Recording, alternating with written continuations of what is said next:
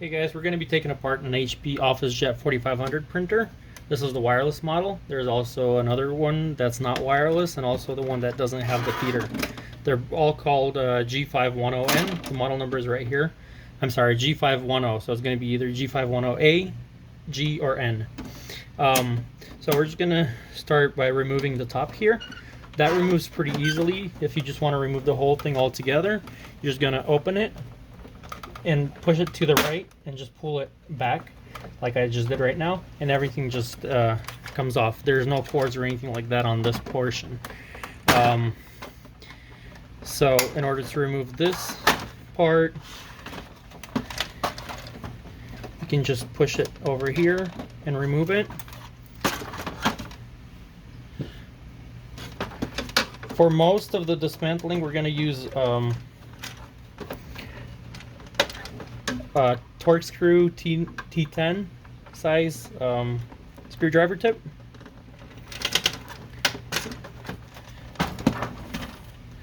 This cover we can just remove with a flathead screwdriver. Just push it in here and pull it out. That's the ADF cover.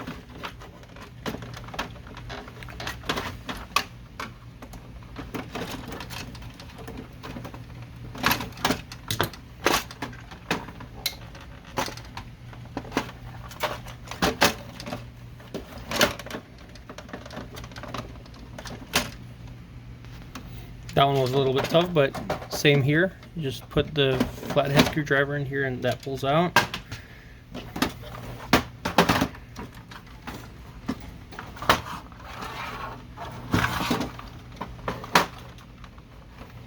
The feeder also comes out just by pulling it out right there, like so. This is the ADF feeder unit. And then this tray replaces pretty easily. You just remove the two screws right here, one over here and one there. And there's a small wire that connects it. I'm not sure what it's there for, but it's not connected to anything, so that could be replaced pretty simply. So now we're going to get into the inside of the printer. There's a couple screws all around. Few screws actually. So there's one up front, one there, there. There's two right here that are easily missed. There's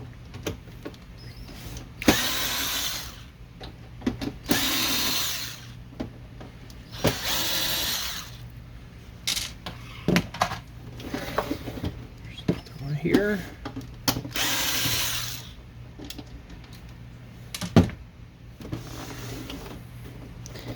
And after we removed all those, this cover just comes up. Be very careful as it's connected over there to the screen and the scanner right here. So we can just disconnect the screen there, and we can disconnect the scanner wire here, and we should be able to just lift this up. To replace the screen, you don't need to lift all that. You can just lift it over here. I'm going to use this. Usually this is the plate that has your model number on here. I'm not sure why this blank either. Somebody cleaned it off, or it didn't come with that model number printed on there. There's a screw right there.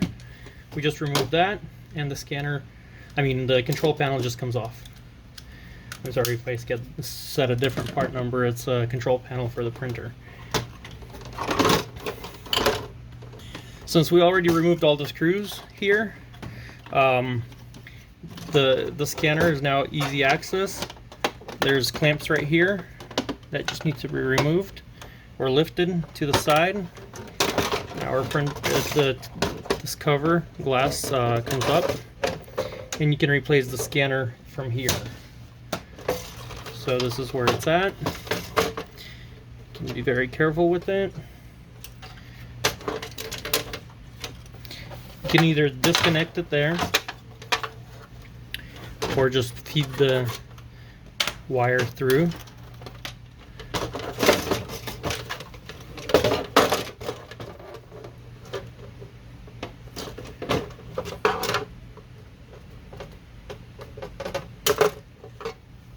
try not to damage the cord. It's very easy to damage it. And then if you need to disconnect it here, this is how you do it. Now you have your scanner lamp unit right here.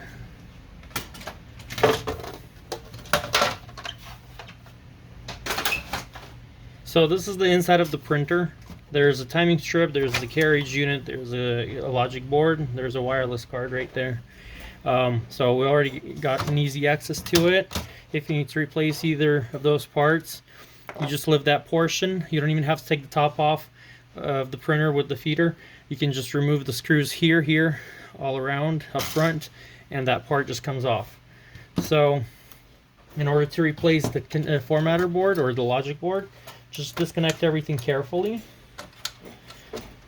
Make sure the connections stay. Sometimes they slide out for whatever reason if they're not in there secure. This wireless card is not screwed in. It's usually just clamped in there, like so.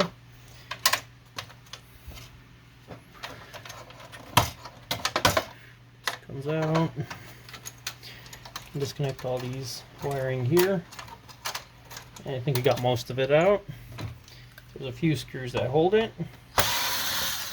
And we're going to remove it. If you are repairing this printer, make sure you don't leave any parts inside of the printer, especially the screws. They're really easy to miss.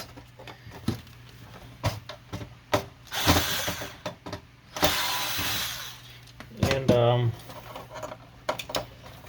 just out. Oops. Just what I was talking about. This is the main board for the printer, and it has the wireless card. So if you don't have the wireless printer, it's not going to have that. The timing strip just comes off right here, unclamps. You can move it, unclamp it here. If you're replacing it, you have to make sure you put it in the correct slot. Sometimes what I would do is I would just, if you're replacing it, I would put the new one in and remove the old one. If yours came off or ripped on the side, you can sometimes repair it by putting some tape on there, and it should be able to hold. But we do sell some of those, so if you want to check those out, check out our eBay page. So basically that's most of what we're going to take out. You can just continue if you want to remove more, but usually that's as far as I'd go with any repair of this printer. And hopefully this was helpful for you. It's not easy to get to the bottom of the printer to repair the pickup roller, so that's something I've never done. I've only cleaned it. They have these printers, they have that error that I cover in another video, where they would not pick up paper after a few hundred pages printed. All you do is you just clean that, and you can get an access in here with some piece of paper or a business card that you can attach cleaning solution to with paper towel and repair that. So hopefully this video was helpful for your repair or to pull some parts off of your printer. Like this video if we were able to help you. Subscribe to our channel and have a wonderful day. Thank you.